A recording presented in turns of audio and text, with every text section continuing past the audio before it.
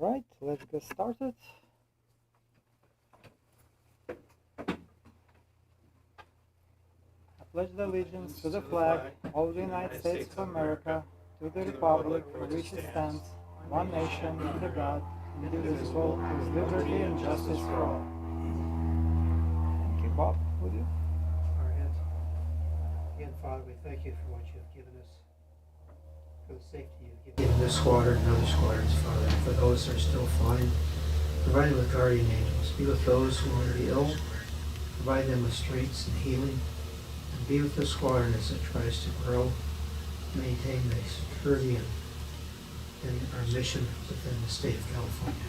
In this name we pray. Amen.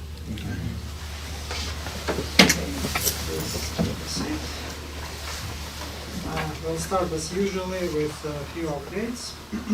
So as far as aircraft status goes, is not here, but the aircraft is in good shape. I saw it flying yesterday and today. Chris, did you have a chance to get into the onboarding process yet? Not yet? Okay, so I'll keep that in mind. That's one of the benefits, right? So not as far as I know, no squawks on CAP 443 or November 743 Charlie Papa. All is good. It is scheduled for the weekend to go to Sarex at Whiteman. So I believe Saturday, Chuck, myself will be flying in the morning. I'll go over the schedule shortly. And most likely Sunday, Terry will be flying the aircraft to the Sarex. We'll only go there for a day, have other matters to deal with. So if you are planning to go second day, most likely Terry will be a pilot. If for any reason Terry will not go, probably I'll still go, since we did commit the aircraft to that event. Reminder, July 4th there will be no meeting. On finances side, if you don't mind, Michelle, let's stay after the meeting for a little bit because I'll show you how to sync up the actual balance of the checkbook with actual expenses. So we need to see really, especially now on monthly basis at least, if we are going over the budget, overspending above our actual cash on hands, and if we are, we will need to take an action on that. Which a quick reminder to new members and to newly rejoining members, the membership dues you can pay anytime. See Michelle after the meeting. She'll give you a receipt. The membership dues are tax deductible, as well as uniform, driving here, and so on and so forth. So many other relevant expenses. We can talk separately on what other relevant expenses would be as IRS is concerned. But essentially anything with regards to the missions we take care, the meeting, attendance to the meetings, and similar activities and expenses. From upcoming events, there will be an event at Cable Airport hosted by the Squadron there. It's called Light Up the Night. You are welcome to join as a visitor. You're welcome to join as a volunteer and help during the event. If you are interested, check the emails. It went to the whole group. You can sign up for different roles and responsibilities. Michael King, I believe, is in charge of that. So I can forward the email if necessary to any members interested in going there. Next one, there will be an encampment. It's a big event for cadets, wing-wide. There is always help needed at that event, so adult members are welcome to join. The event will take place from July 22nd through July 30th. Unfortunately, I will be traveling. I cannot make it this year. But again, there was an email distributed to all members, cadets, seniors. Check it out, see if you are interested, and you can go. You don't have to be there for the whole duration. If you can dedicate a few days in any part of the event, please do so. From what I've heard, and I look forward myself to attend to one, it's a great experience seeing how cadets are maturing from basic levels, going through team building and character building, and at the end of the event, it's a whole different group of kids. Yes. Where is that? I can look it up. It's somewhere at one of the bases. I believe somewhere up north. Not all the way up north, but somewhere in the middle. I'll check it.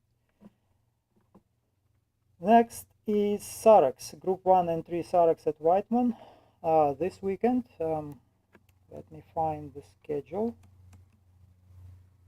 and share it with everyone.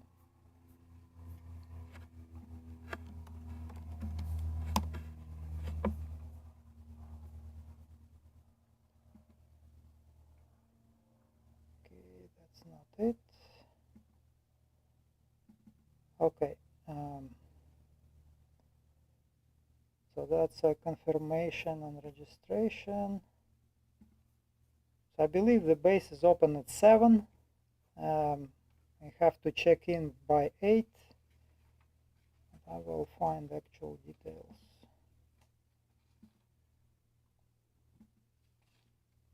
I think they said something about a late start on Saturday. I didn't see anything related to the late start, but I'm still looking for it. Yeah, I didn't get the actual schedule, but Oh, I remember I had it open somewhere. It's just I have so many tabs. Hopefully I placed it on the right one.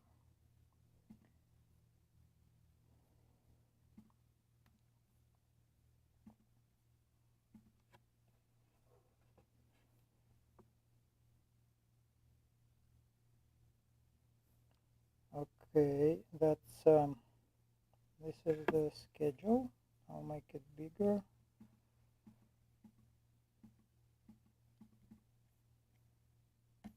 Okay, so anyone who signed up should have received the email with all this information. If you didn't sign up, probably there is still an opportunity to do so. On Saturday, the base opens at 9. For the UDF team, the meeting starts at 7:30, and at 8 they depart for the location to begin the training, I believe. For all other participants, the base opens at 9, so we plan to depart no later than 8, meaning that let's meet here 7:30. I'll let you know in advance if weather is keeping us grounded for a while, so we'll see. We'll observe the weather ahead of time on Friday and all the way through the morning on Saturday. So the base opens at 9, meaning that we should be there, check in, network a little bit. Then there will be a staff meeting. I'm part of the staff. I will be going through ABD training. General briefing will commence at 10, and there will be sorties broken down by air crews based on points of interest and specific training criteria. One advice to those who is going there for the first time: be very proactive about getting yourself an aircrew. If you don't see yourself on a board already assigned to a specific aircrew, you can look me up. I'll be there. I can assist you. I can get you in touch with mission director, and we will get you flying. On Sunday, similar schedule. Base opens at 9, and so on and so forth. The document distributed has a location, so you basically follow directions for the airport. You would enter here. That's the general parking area. And you just, once you park, you follow, right, you can park anywhere here.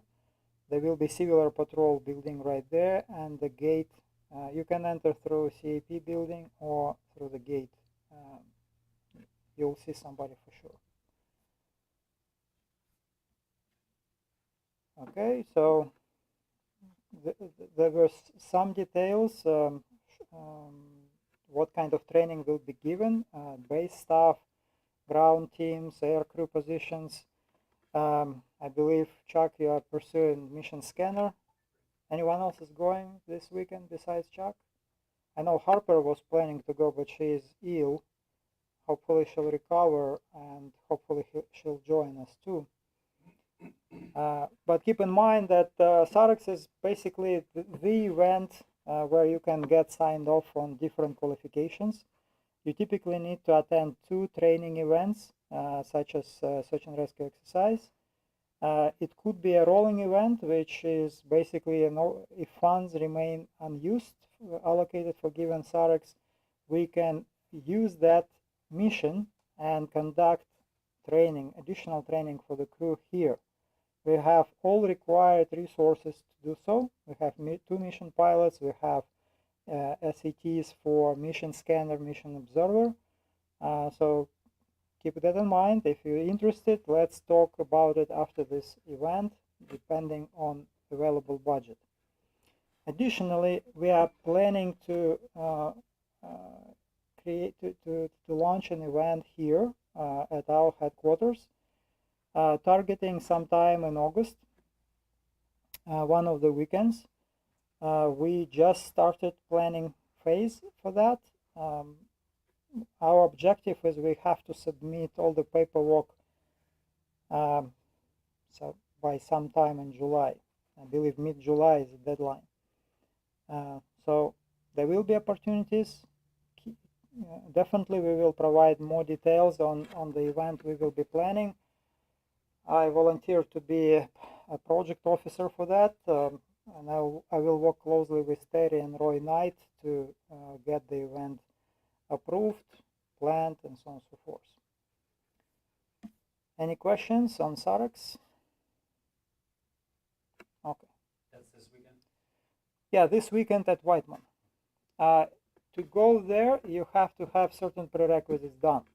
And we will talk briefly about those prerequisites one more time until all the members are on the right track. So feel free to reach out to myself, to Chris, to Mike Swift during the day, and we will help you to get the right steps done. Mission scanner is a prerequisite for mission pilot. So anyone who is planning to become a mission pilot would have to go through that training anyway. I think one of the reasons why mission scanner is a required prerequisite is so mission pilot is more aware of their crew. There is some guy sitting in the back or girl, and they may be getting sick due to all the turns and loops we are making around the point of interest. So we as mission pilots should be aware of our air crew and their well-being, and that's probably the primary reason we have that as a prerequisite. In my personal opinion, mission observer should be a prerequisite to all pilots coming through onboarding, simply because it gives you an opportunity to fly in the right seat, offload some of the tasks from mission pilot, do the radio communications with the base, even with air traffic if necessary, planning the whole mission through all the steps, taking care of all the related paperwork, and there is a fair amount of it. It's all electronic, but nevertheless, we still have to do that. Keep in mind that uniforms are mandatory for all SAREX events. So minimum uniform is exactly what I have upon myself. The gray tactical pants, shoes, leather shoes with closed toes, and the polo, right? So you can choose to have different kind of uniform. So usually the uniform, required uniform is advertised through communications for each search and rescue event. Once you become a mission pilot, you can wear a flight suit. There are two types: the air crew style and what is it? The blue one. I call it the fat suit.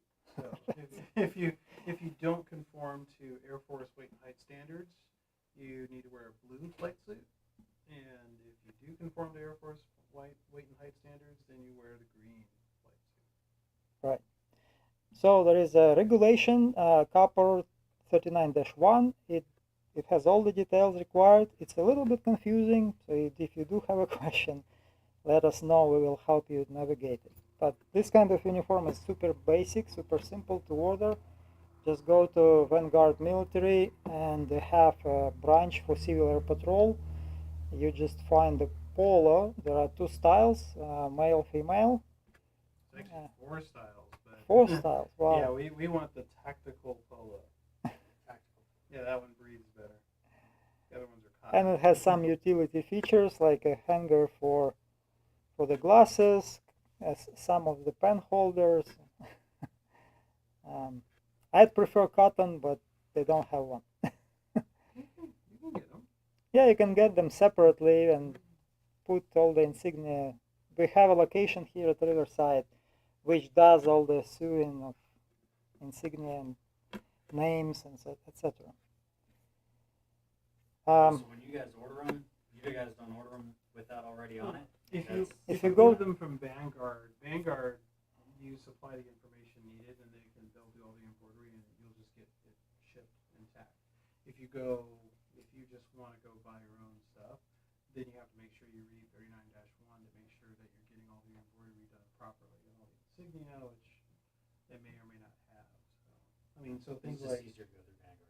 Yeah. it's easier. And It's not pants, short. we have a recommended style posted on the board. It's 511 tactical. There is special storm gray. You don't have you don't have to get 511 tactical. You can get different one. Just get storm gray. Storm gray.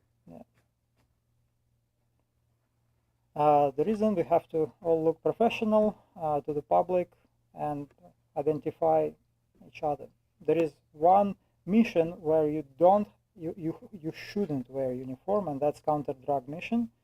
After 2 years of service with CAP, you can actually get qualified for that. And at those missions, we are specifically required to wear just general civilian clothes, professional looking, not jeans, but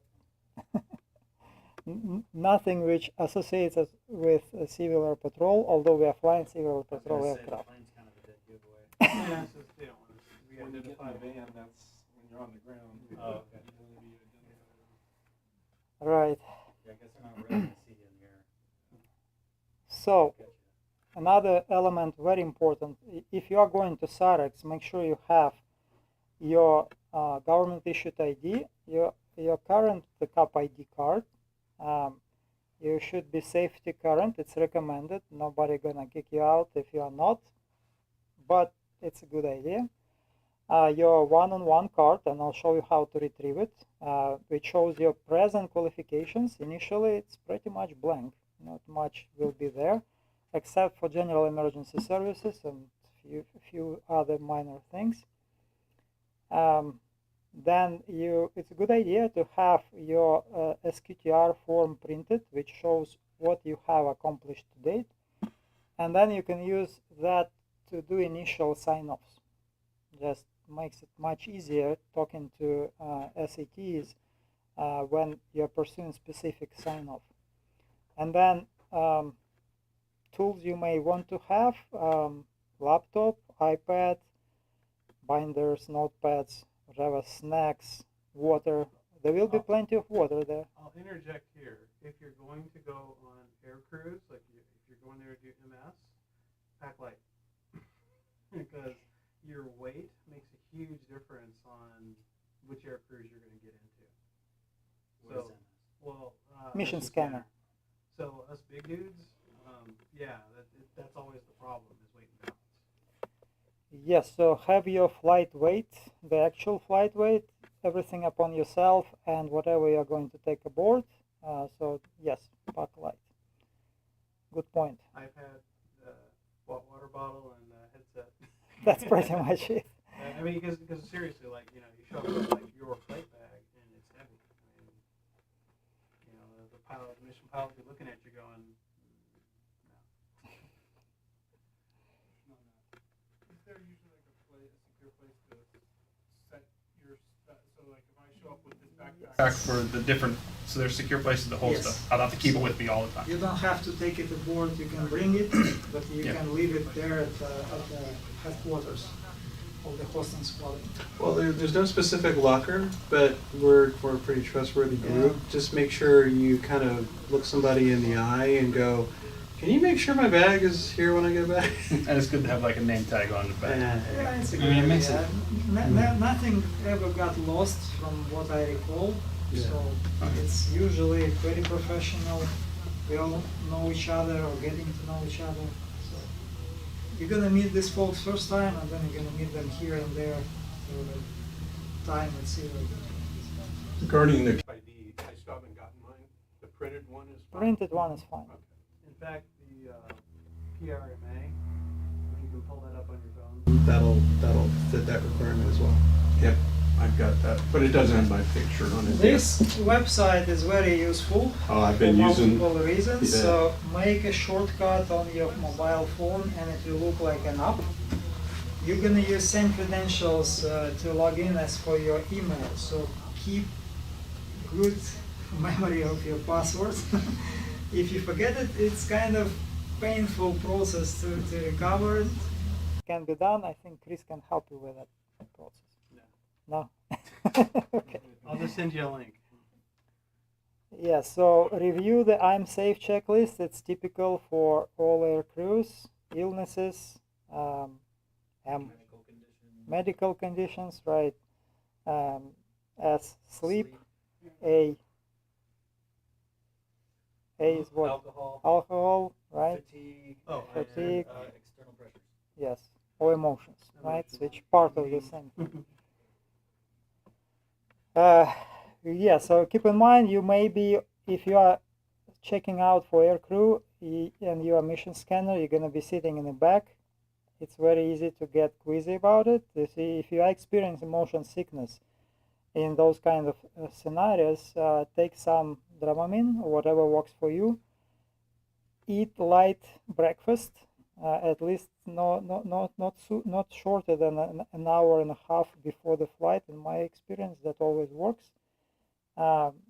Be hydrated. Yeah, and if you started feeling sick, don't wait until you are really sick. Tell the mission pilot you are done with it, and he or she will take you back to the base. And this is no joke. Everyone, I mean, cadets, adults, everyone, every SARC I've been to, somebody gets sick. So, Yes, so we all have different tolerances. If you have never been in the back of the airplane and it's your first time there, and doing search patterns. yes, and search patterns, some of them will make sick even me. So I'm pretty You good can tell about when you're gonna get sick because your saliva becomes extremely salty. yes, that's one of the And indicators. so you start spitting so you don't get sick. Don't do that. Keep It's good- easier just to carry a kitchen trash bag. They're pretty good for waterproof. You keep a couple towels in the bottom for absorption. And just carry it in your flight suit or on this person, just as a thing. I carry a few in my airplane just in case. Yeah, it's good for multiple excursions. Speaking of safety, And don't forget to take the mic off your way if you have to. If it's not your headset, you're gonna be cleaning that. And don't try to catch it like this. Just stick the whole thing over your head and go. So is there a squadron headset I can borrow at least while I'm at? There will be at least 2 heads on airplane, spare Okay. headsets, and most likely a few other spare headsets from other crews. So you don't have to bring your own, especially if you're not a pilot. There will be one for you. I didn't know if I could check one out of. Yes. Our aircraft will be equipped with at least two headsets. One of them needs attention. Out of three, it doesn't work. the mic is just useless. But two are in good order. And most likely I'll bring one of my spare headsets if I don't forget. So I'd like to address something. It's an interjection of what you're doing there, Skipper. So let's talk about safety. The fuel lines from the gas tanks in a Cessna come down on the post on the pilot side to the floor, go under the floor to the shutoff valve. On the other side of the shutoff valve, it feeds the engine. So there have been occasions when that thing chafed on the inside of the aircraft and created a fire internally. But Vanguard wants to sell, and the CAP doesn't talk about safety in clothing. I have cotton shirts, which are fairly old, and I keep wearing them. If I'm going to take and wear a pair of gray trousers and a polo shirt. If you're wearing a nylon shirt and that thing catches on fire, you're going to end up in the hospital while they take a knife and cut it out of you because it melts. I just want to warn you. Nylon and stuff in a shirt, rayon, whatever you have, is going to melt in your skin if you get in a fire. Cotton will help protect you. When I fly my airplane, I'm wearing Levi's and a cotton shirt always. But that's me. But just be aware when you start buying off-the-shelf things. And Vanguard continually sells a blended rayon shirt. So there is a benefit of doing extra work and buying a good proper color shirt and putting all the stuff on it. Well, I'm pretty certain they do sell a cotton one. It's just the cotton one they don't let you. You can't do embroidery. There is no cotton on Vanguard. At least last time I checked. I looked I'll when be I was on the ordering my list. uniform because I don't like rayon. So. That's like the last one, buying uniforms on the level one. Right. Okay, so if you Have any kind of means to store electronic flight bag for flight, Garmin Pilot, whatever, keep that current and up to date. It may be useful for sortie planning purposes, discussing with your assigned aircrew. You are welcome to bring paper charts. It's a good idea to show that you can actually use paper chart and identify a grid or create a grid from scratch. Through your initial mission scanner training, you should have a more or less good idea what the CAP grid is and how to find one. If you have ForeFlight, I can actually show you how it looks, how to enable CAP grid on your ForeFlight subscription, and it does pretty much all the work for you. You don't have to do much, just being able to add it to your flight plan. And there is also a trick to that, which I sometimes forget too, since we don't do that much. Good to have other references such as topographic charts, road maps, to help coordinating with ground team. For ground team, they have specific requirements. We don't have anyone currently involved with ground team, so not of our concern at the moment. But you are welcome to join ground team. I believe there is at least one or two within group 3. So if you're interested in doing some ground work, let me know. I'll connect you with the right resources in our group. This part, Hawk is always looking for right. volunteers. So this part is relevant to myself. So we will park in a specific location. We will refuel the aircraft, mission ready state, not full, because that will prevent us from flying with the whole aircrew if we fill it up. Mission ready for 182 is 52 gallons typically. Some aircraft may permit more, but our aircraft 52 gallons. Alright, so we will report and so on and so forth. And I will show what the grid looks like for this specific event. Yeah, right here.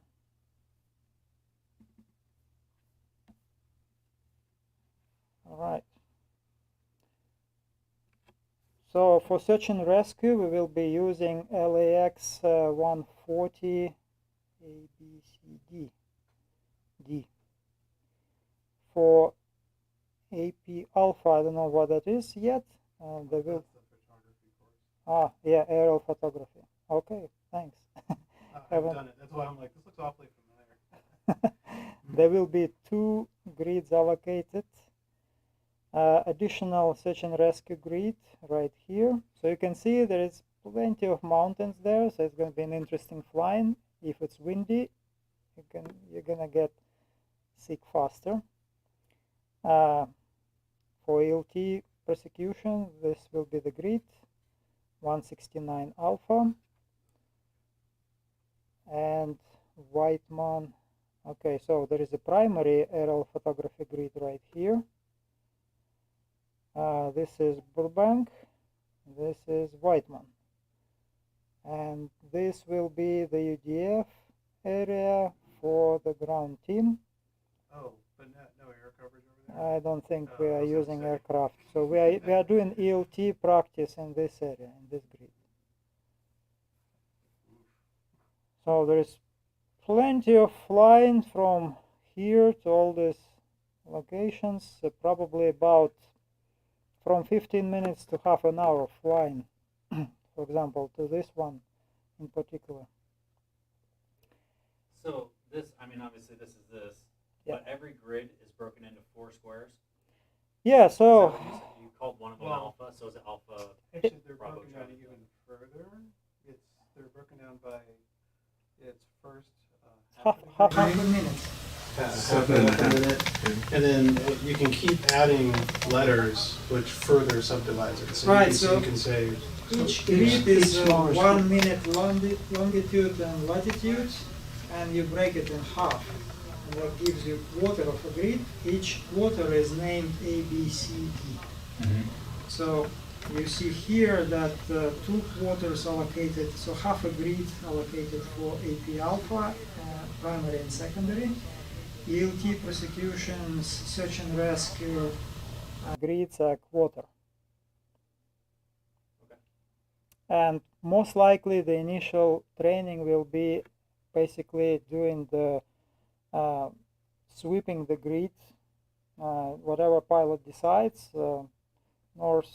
going north-south or east-west. First they're gonna circle it. In Saraxes they don't do full circle, they just show that they can actually demonstrate that they plan the sortie accordingly. All the waypoints programmed by the mission observer, and pilot just flies the aircraft. Mission observer plans the mission and programs the navigation, talks to the ground, and mission scanner just sits in the back and looks down and takes notes, more or less. Yeah.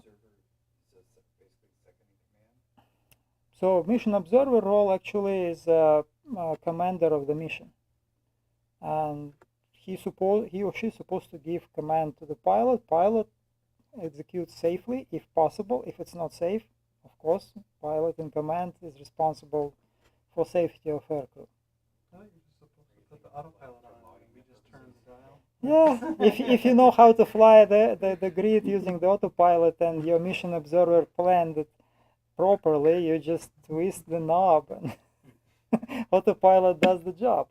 But it's actually, if you are a mission pilot in training, then you're expected to hand fly the grid and specific search pattern properly and efficiently, and keeping in mind their crew can get sick sitting in the back, and so on and so forth. And so to answer your first question, all these things like I know it sounds like, ooh, it's mystical.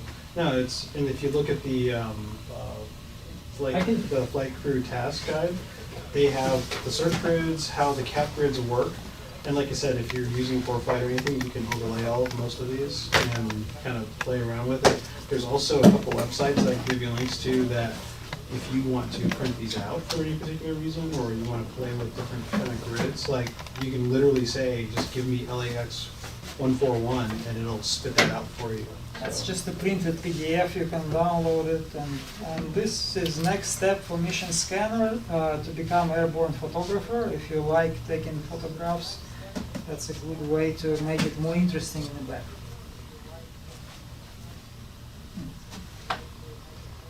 So Andre, I didn't receive that email. Could you forward me a copy of that? Thank you. Remind me Yes. before we leave. I'll forward it to you. Let's see what else is interesting.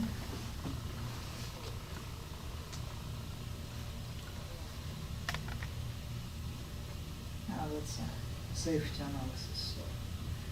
So safety officer, there is always at least one safety officer associated with the search and rescue exercise. The whole event is being executed in the form of incident, and there is a full incident command present at the base.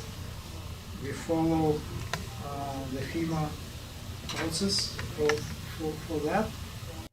So safe planning for preventing incidents and accidents is one big part. And after the general briefing, there will be a dedicated safety briefing with particular accents on any potential issues which may arise.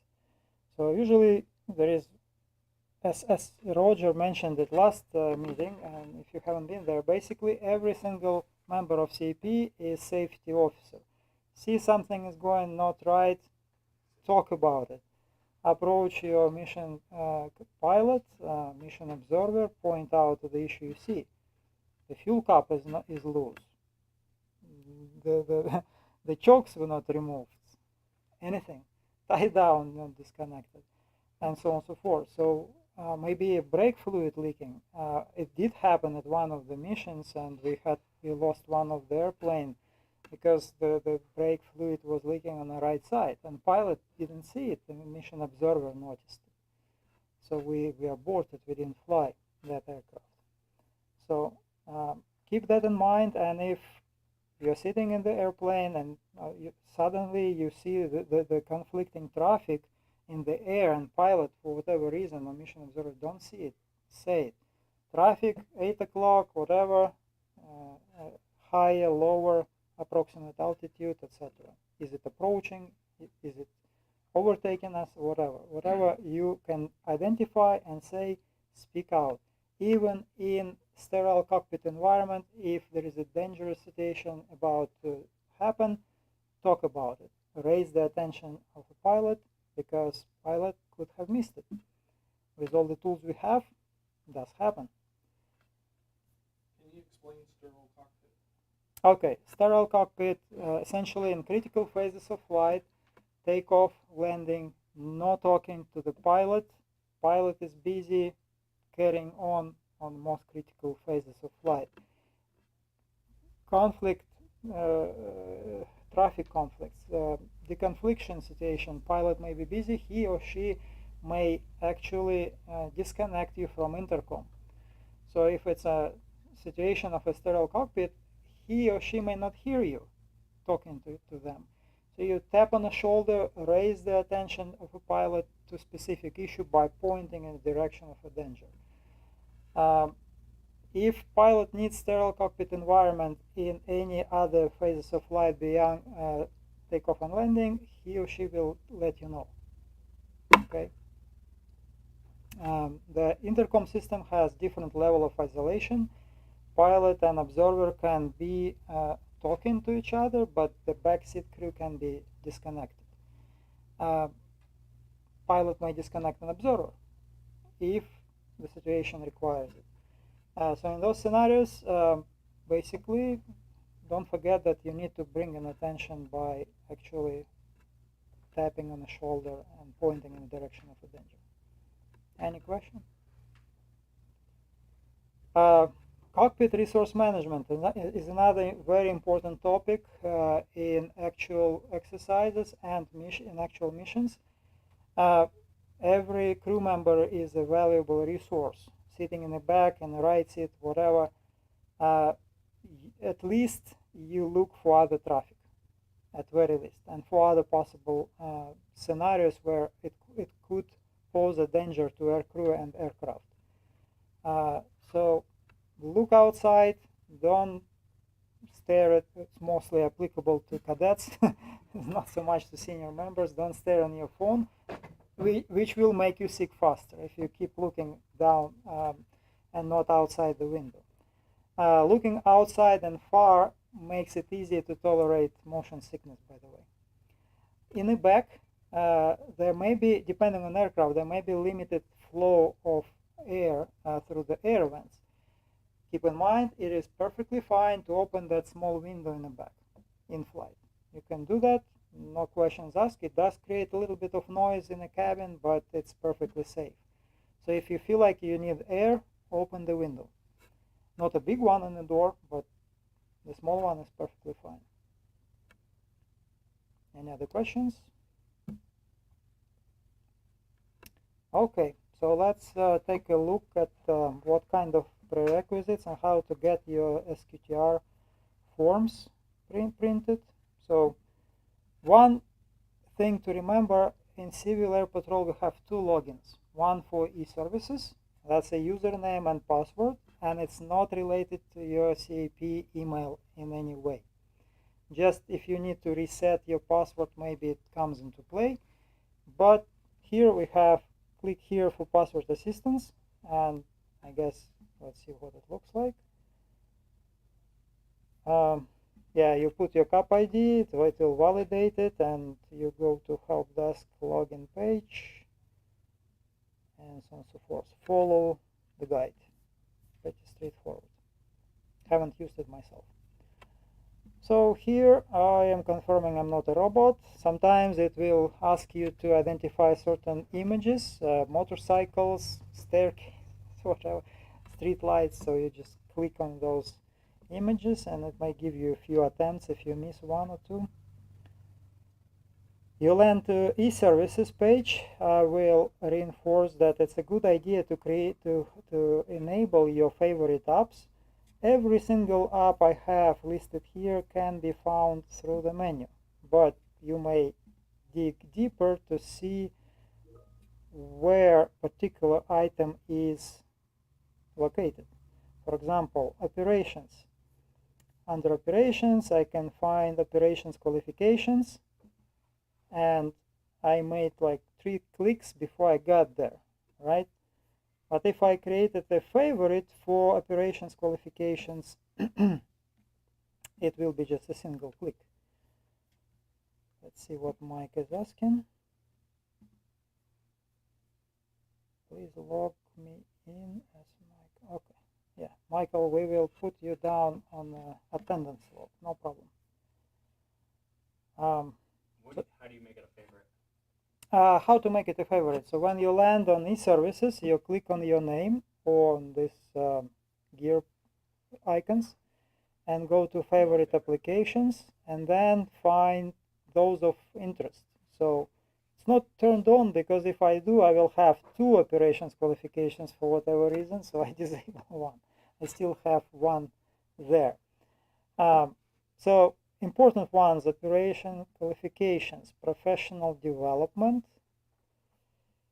Let's see, professional development, professional levels is good one, specialty track, registration and payment system to continue to pay for your national dues. Squadron dues are collected here by Squadron. Let's see what else is important. Well, for pilots, MRAT is important, is where we can check the aircraft status. Online learning is very important, so you need Access Learning Management System enabled for sure. Different manuals, Copper 39-1 uniform manual, that's a good idea to put on your dashboard. Assignment duty status, whatever brings your interest, right? So once you select everything you need, you will have it right there at your fingertips. So see, now I have two professional levels because same bug applies. But I'm interested in operations qualifications. So here you land on this big blank page which doesn't do much. So you need, in all subsystems, you need to click on this red arrow pointing down and find a specific point of interest, like 101 card. So for example, Nathan, what is your cup ID? 704-969. So you enter cup ID, hit enter, and it will give you Oh, cool, they took my picture. 101 card. I Yeah, wasn't I sure if they approved were it. I mean, I took the picture. I wasn't sure if they were going to use it or not, but It worked. It looks reasonable. So currently you don't have any skills enabled. So the first and foremost is general emergency services. That's the first thing you need to get done, and your professional development level 1. Professional development level 1, I'll show how to get there once we finish here. So let's say you want to do mission scanner, for example. You go to SQTR entry worksheet and select specific emergency services qualification, mission scanner, for example. So completely blank page, nothing has been done yet. So once you complete GES, it will turn it green automatically. You may submit a couple of items for my approval. Just put the today's date and click submit. That will send me notification that I need to approve you, and I will approve you once you complete general emergency services. And that will enable you to start working on familiarization and preparatory training, and that can be done at the squadron. We have 3 resources for that. Michael Swift is the most valuable resource. He is available typically in the first half of the day. If you find time, weekday, weekend, get in touch with Mike, agree on specific time and your objectives, and he will meet you here and will work with you as much as he can to help you through these steps. Completion of this FEM and prep, as we say, is a prerequisite for advanced training, which can be done at the SARCs. So once you complete all the FEM and prep parts, you need to again send it for my approval. You will check this one, put the date, and hit submit. I will log in, check it out. If everything is good, all the checkboxes completed, I will approve you for advanced training. You can actually start working on a few of advanced training items without my approval. That would be IS 100, IS 700, aircraft ground handling, and aircrew professionalism. Aircraft ground handling and professionalism courses are on learning management system. Just find them there. And IS 700 and 100 should be done through FEMA website. Probably a good idea to distribute the link to that. Is it on our website, Chris? I think so. Yeah, so basically you go to FEMA website, you register for student ID. Keep that student ID handy because you're gonna need it multiple times, because you're gonna be progressing from one IS course to another, and it's the same student ID. And once you complete the course at your available time, you upload the certificate to the web, to the e-services portal under qualifications right here. So you click on, for example, let's say prerequisites. So here you go to view upload documents and specify what are you uploading, and it would be under emergency services. IS 100, for example, and you choose the certificate which you just received from FEMA training website, and you upload it here, it will send notification to different people, myself first, deputy commanders. We can take a look what you uploaded and validate that, and it will highlight it as green in your qualifications. Yes. Real quick on that task list, do we have access?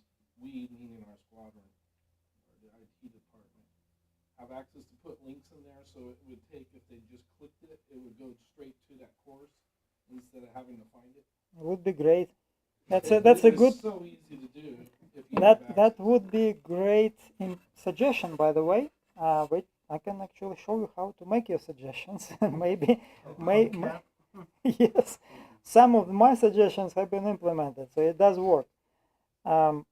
Let me remember where it is. I think Is it's it right on the front, hubcap. hubcap? Yeah. It's actually right on the first page. Also, once you go to e-services, that's another way to get there. Yeah, right here, hubcap. This little widget, you can submit your improvement request, create new, write up what is it all about. That's a suggestion for improvement, how you feel you're gonna make it more efficient, more productive. There is another way, help desk. So when you cancel help desk, okay. Yeah, here you can open a ticket if it's a bug, obvious bug. Like I submitted a ticket on that duplicate favorites and didn't get it fixed yet. But the only thing about the help desk, you have to actually sign in. yes. You don't have you can't use your CAP ID. You actually have to make another one. So Really? I had to when I made a mistake on my access. I couldn't go in and log in under my normal CAP ID that I usually use to log into e-services. I actually had to make another one. Okay. I don't recall doing that, but it's been a long time. So maybe I did do it, and now it remembers me. So for me, it doesn't ask me to log in again. It somehow knew who I am. So here you just put a summary of your issue, your experience, and detailed description. If you have any attachment like screenshots and whatnot, you can attach it. And you can specify the category where it belongs. So let's say it's e-services other, like favorites would be, right? So, and so on and so forth. So once you describe it, you specify your CAP ID, California wing, unit is PCR CA.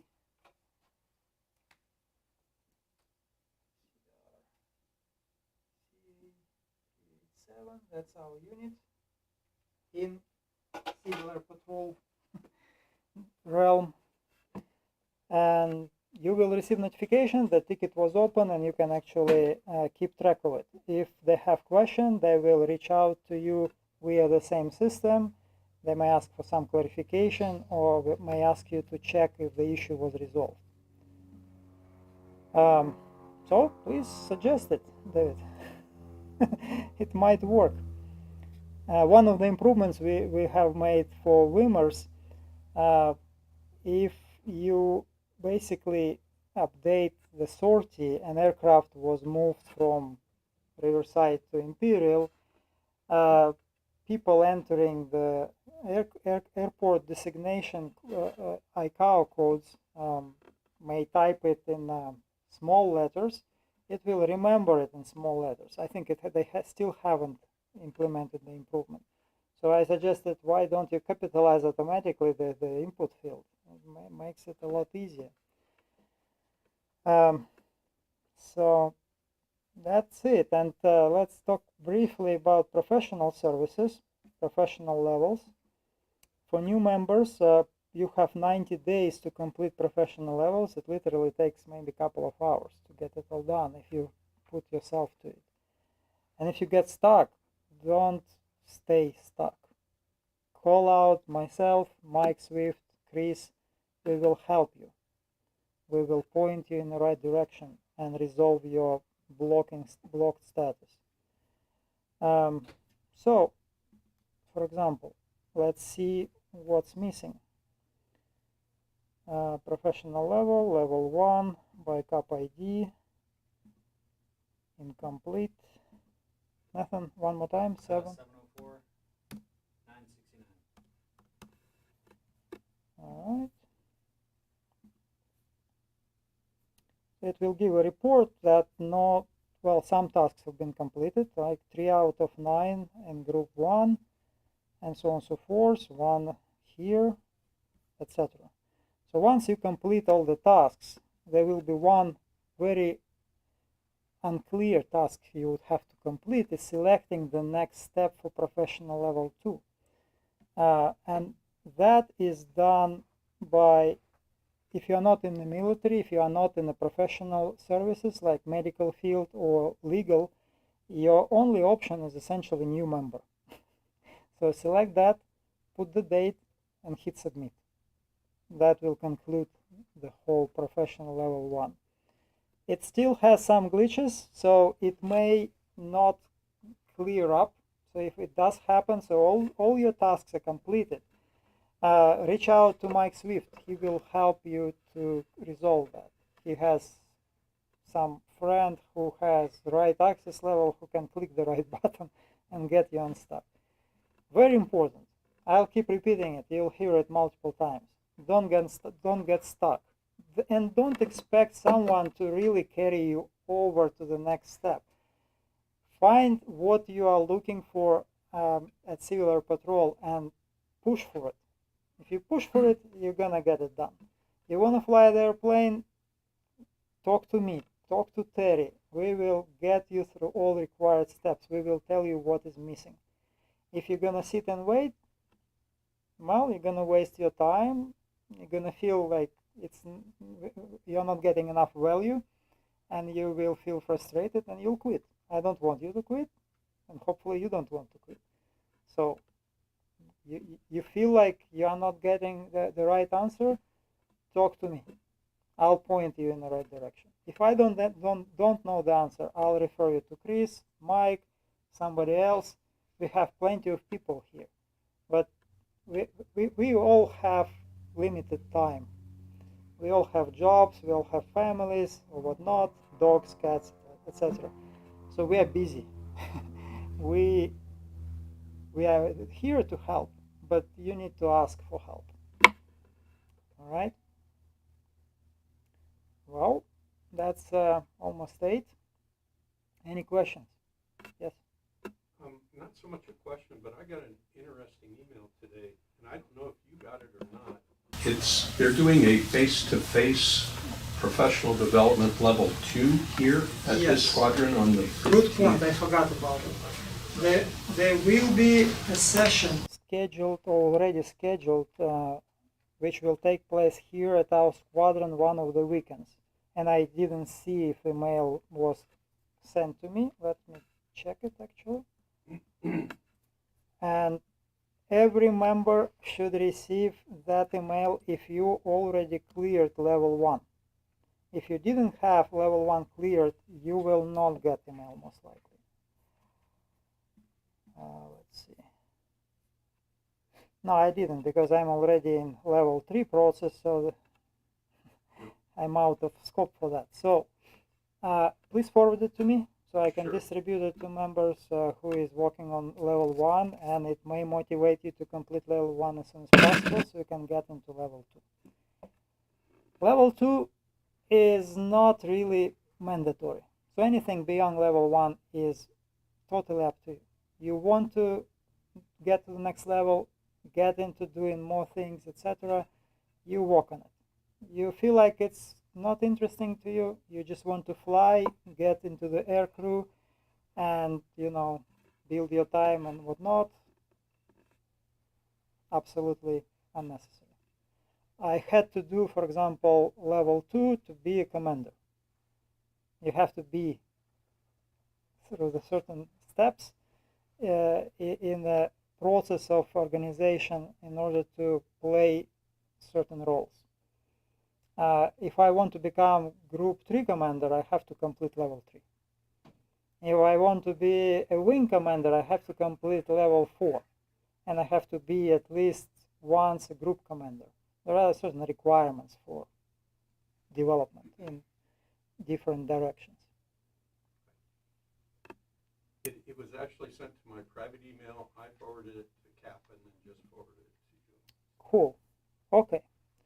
June 20th. It says here that if this email is being sent to members who still need some assistance in completing, but I've already completed level 2, so is there some things I sometimes need? mistakes Oh, I take thought- place. Oh, I thought maybe it was something I missed. You 'Cause it says definitely new. have completed level. Oh, okay. Code written by Because it says it's new stuff that they have, so you never know. Yeah, the filter didn't work.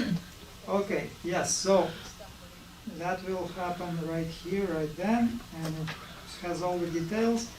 So, if you manage to complete level 1, when will it take place? You have to send a reply this Friday, Okay. but I mean, even if you think you're going to get it done like within a week, because my understanding is it takes forever to get all these face-to-face type cohort trainings done. So If can you do them quickly. if you do them virtually, yes. Yeah.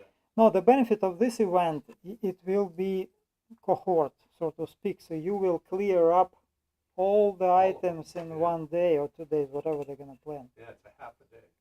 Right. That's a big deal. Big deal. Because for me, for level 2, I have done a cohort and it took me like a few weeks. And it's a little bit convoluted in some areas, like you have to write short essay to different subjects and you have to argue with other people and people post it in the wrong spot and whatnot, so it's like, it's not perfect. The cohort related stuff is not all the other Access modules. They're unchanged, untouched. I don't know. It's just the cohort. So what cohort is basically a substitution to the face-to-face event like this. There will be other opportunities. For example, there will be a wing conference this coming fall. So every fall before new fiscal year, wing holds the conference, and they hold it in different places. Again, be on lookout. It's a good way to build your professional development. You can sign up for airspace education track, get yourself more advanced, so on and so forth.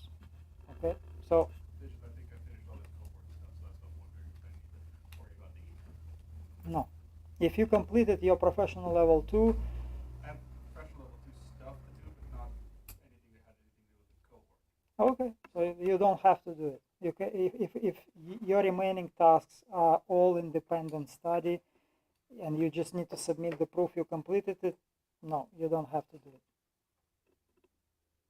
Good point, Chuck.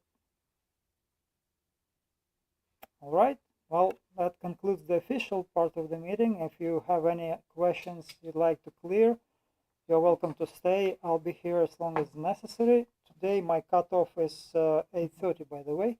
Not as long as necessary because I have to be